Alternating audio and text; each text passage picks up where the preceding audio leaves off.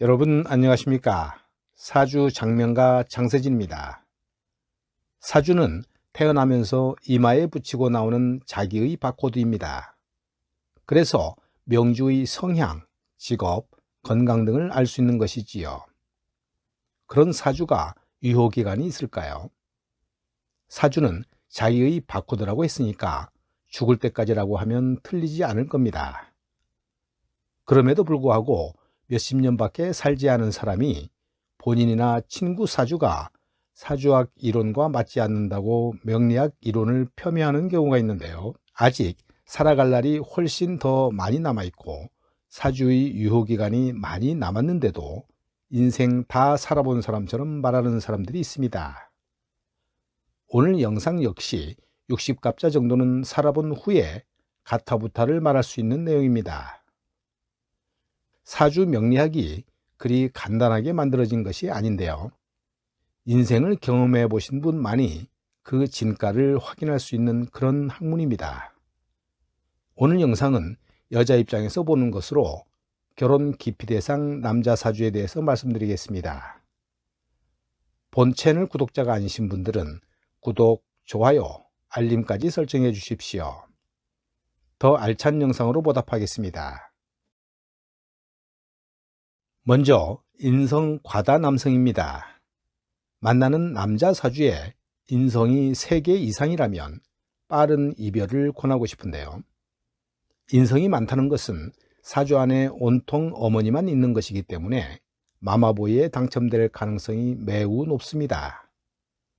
인성다자들은 수동적이거나 받는 것에 익숙하기 때문에 적당히 만나다가 헤어짐이 좋고 결혼은 절대 추천하지 않습니다.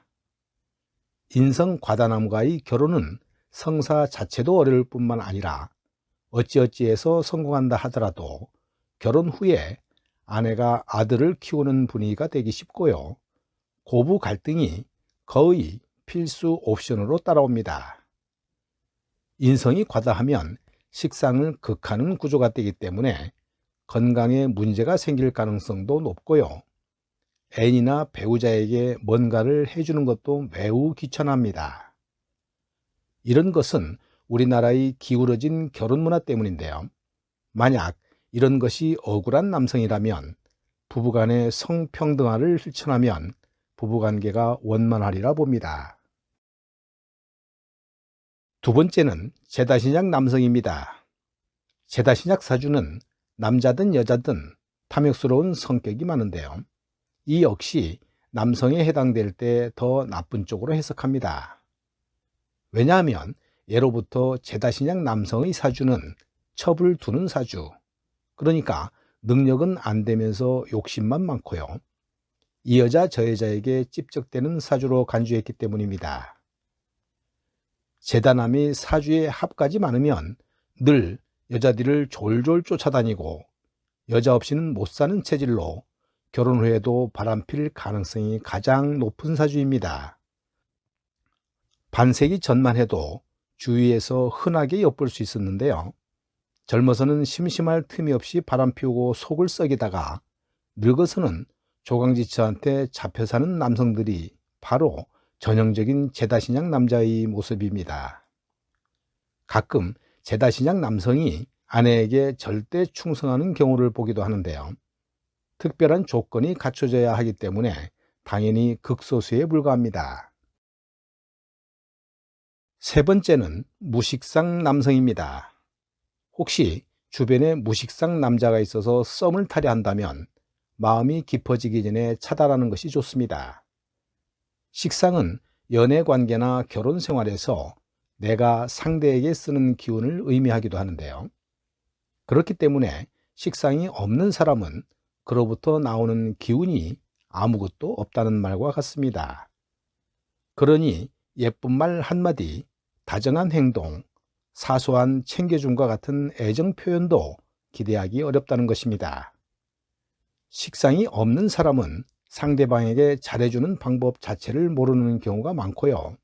설상가상으로 무식상의 화오행마저 없거나 약하면 의사표현조차 제대로 하지 않아서 답답한 상황이 많습니다. 결혼은 현실이기 때문에 상대방 본연의 모습을 끌어안고 살아가야 한다는 것을 잊어서는 안 됩니다. 우리가 연애 때 목격한 상대의 단점이 결혼 후에는 원래 알던 것보다 10배 이상의 큰 무게로 다가오게 됩니다. 그래서 연애는 환상이고 결혼은 현실이라고 하는 것입니다. 네 번째는 관성 과다 남성입니다. 관성이 많은 남자는 오로지 자기한테만 투자하고 자기를 꾸미는 데에만 관심이 쏠려 있습니다. 관성이 발달하면 한국 사회에서는 유리한 면과 좋은 직업을 가질 확률도 높은데요. 그러다 보니 스스로의 잘남에 대해서 여성을 가치절하하는 경향이 강하다고 보기 때문에 여자친구나 아내는 후순위가 됩니다. 사주에 관이 많으면 따지는 것이 많아서 쉽게 누굴 좋아하지도 않을 뿐더러 만나다가도 자신이 정한 기준에서 벗어나는 것 같으면 쳐내기도 잘합니다. 그래서 관성 과다한 남자가 가치관마저 보수적이면 답이 없습니다. 만약 관성 과다남에게 인성이 없다면 결혼 후 자신의 잣대를 강요하면서 가족을 괴롭히는 폭군이 될 가능성이 농후합니다. 일단 관성이 많은 남자를 만나게 되면 반드시 그들의 젠더 의식과 연애관 그리고 결혼관 등을 초반에 테스트해 보시길 바랍니다.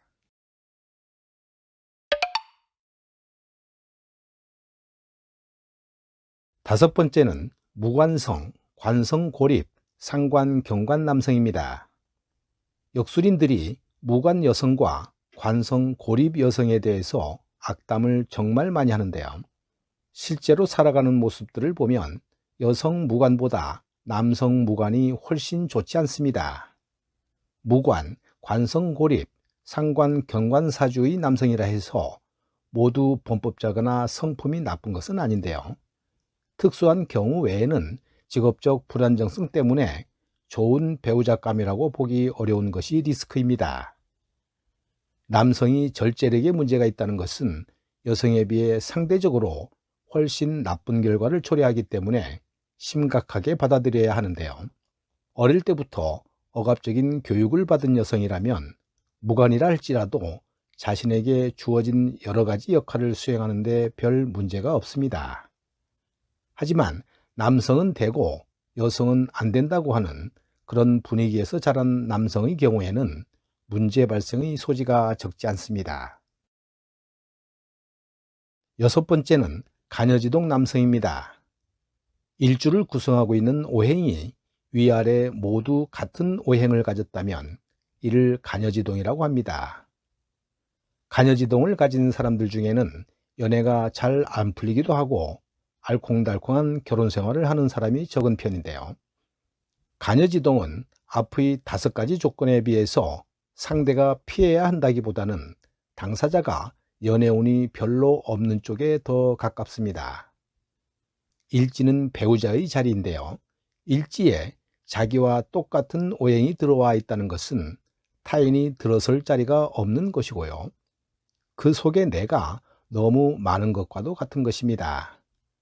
그래서 간여지동 일주를 가진 남성은 본인의 문제를 스스로 잘 알지 못하고 머리부터 발끝까지 자아로 가득 차 있거나 아집이 강한 사람입니다. 남녀가 같은 간여지동끼리 만나면 연애만 오래 한다든지 결혼을 아주 늦게 하는 것도 방법이라면 방법입니다.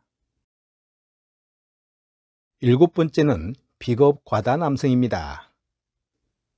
비겁 과다는 바로 위에서 설명한 간여지동 남자의 단점이 극대화된 구조라고 보면 되는데요. 비겁이 너무 많으면 자신의 인생이 순탄치 않고 피곤해질 확률이 매우 높습니다. 또 비겁이 많으면 비겁을 생조해주는 인성의 기운을 심하게 설계하게 되는데요. 남녀에 관계없이 누구에게나 상당히 불리한 구조가 바로 비겁 과다입니다. 특히 비겁이 많은 사주에서 겁재가 자신보다 강하면 사는 동안 무엇을 하든 수월하게 얻어지는 것이 하나 없이 치열하게 경쟁만 하며 결과적으로 경쟁자에게 모든 것을 다 빼앗깁니다. 또한 자신의 기운이 지나치게 강하다는 것은 완고집에다가 타인과의 공존이 어렵다는 해석도 되는데요. 애인이나 배우자가 시름시름 아프게 되는 경우가 많습니다. 끝으로 수오행에 문제가 있는 남성입니다. 사주 원국에 수오행이 없거나 고립되거나 망가져 있는 경우는 정력이 약하고 성기능에 문제가 발생합니다. 성욕과 성기능은 수화가 적절히 어우러져야 이상적이지만 물은 생명이다라는 말처럼 기본적으로 성과 관련한 부분을 관장하는 오행은 수입니다. 화만 많고 수가 없는 남성은 의욕이 앞서도 조르이거나 정력이 따라주지 못한다고 보는데요.